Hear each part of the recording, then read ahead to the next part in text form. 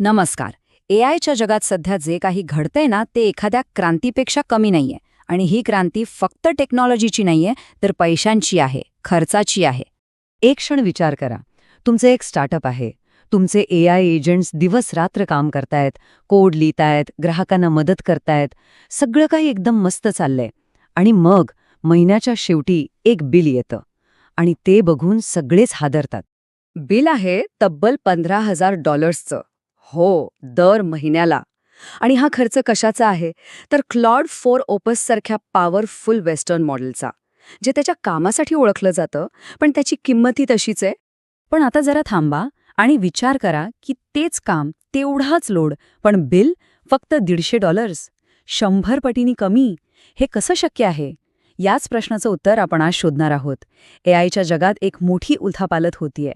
पूर्वी कसं होतं, एआय मधली स्पर्धा होती सर्वात मोठं आणि सर्वात शक्तिशाली मॉडेल बनवण्याची. पण आता विशेषतः 2026 मध्ये ही लढाई पूर्णपणे बदलली आहे. आता मुद्दा हा नाहीये की मॉडेल किती मोठं आहे, तर मुद्दा हा आहे की ते कमीत कमी खर्चात सर्वोत्तम काम कसं करतं. याचंच नाव आहे एजंट वॉर्स. आणि या नव्या लढाईचे हिरो आहेत 3 प्रमुख मॉडेल्स, ज्यांना आता चायनीज एआय ट्रिनिटी म्हणून ओळखलं जातंय. हे 3 ओपन वेट मॉडेल्स एआयच्या अर्थकारणाची सगळी गणितच बदलून टाकत आहेत.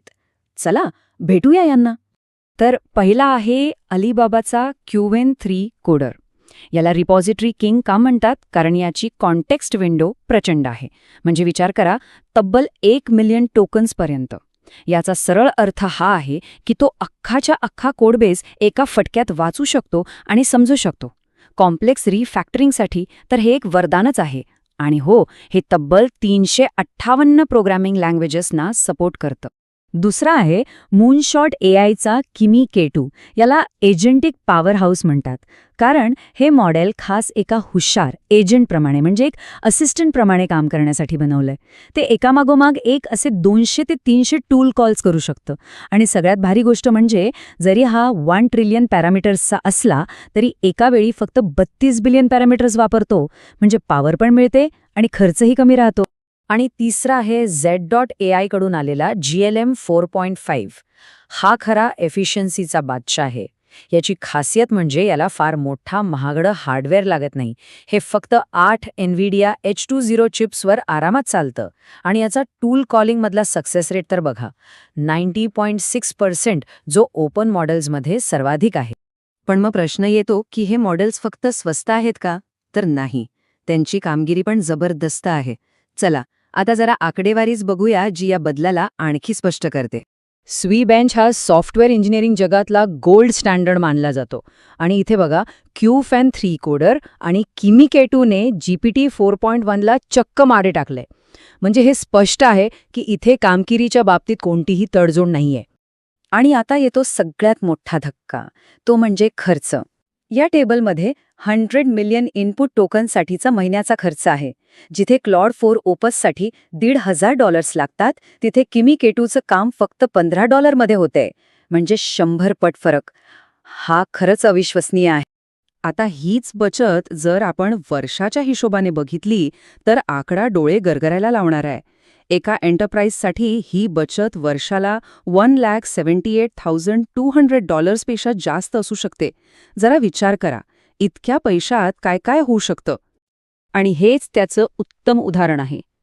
ही फक्त पैशांची बचत नाही, तर इतक्या पैशात तुम्ही तुमच्या टीममध्ये 2 सिनियर डेव्हलपर्सना कामावर ठेवू शकता. म्हणजे थेट तुमच्या कंपनीच्या वाढीसाठी गुंतवणूक. खर्चासोबतच आणखी एक मोठा फायदा आहे, तो म्हणजे लायसन्सिंग. QN3 आणि GLM 4.5चे लायसन्स खूपच सोपे आणि परवानगी देणारे आहेत. याचा अर्थ कंपन्या ही मॉडेल्स स्वतःच्या इन्फ्रास्ट्रक्चरवर, स्वतःच्या सर्व्हरवर वापरू शकतात. म्हणजे तुमचा डेटा तुमचाच राहतो आणि तुम्ही कुठल्या एका कंपनीवर अवलंबून राहत नाही.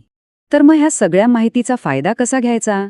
यातूनच संस्थापक आणि डेव्हलपर्ससाठी एक नवीन स्ट्रॅटेजी, एक नवीन प्लेबुक समोर येते. ही स्ट्रॅटेजी आहे चीप हेवी स्ट्रॉंग व्हॅलिडेटर. म्हणजे काय? तर सोपं आहे. तुमची 90% कामं रोजची आहेत, जसं की कोड ड्राफ्टिंग, युनिट टेस्ट्स, ती या स्वस्त आणि पॉवरफुल चायनीज मॉडेल्सकडून करून घ्या. आणि उरलेली 10% कामं जी खूपच क्रिटिकल आहेत, जसे की फायनल सिक्युरिटी रिव्ह्यू, त्यासाठी महागड्या वेस्टर्न मॉडेल्सचा वापर करा, पण फक्त फायनल चेकिंगसाठी एका व्हॅलिडेशन गेटप्रमाणे. पण थांबा, चित्र इतकंही सोपं आणि सरळ नाहीये. या सगळ्यामध्ये एक सावधगिरीचा इशारा देणंही तितकंच महत्वाचं आहे. हे जे बेंचमार्क्स आहेत ना, त्यावर या मॉडेल्सची कामगिरी खूप चांगली दिसतेय.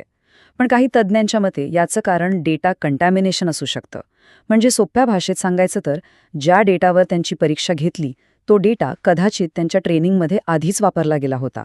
त्यामुळे स्वतंत्रपणे आणि कठोरपणे त्यांची तपासणी करणं खूप गरजेचं आहे. आणि शेवटी हा एक मोठा प्रश्न आपल्यासमोर उभा राहतो. या नव्या एजंट वॉर्समध्ये खरी रिस्क कशात आहे?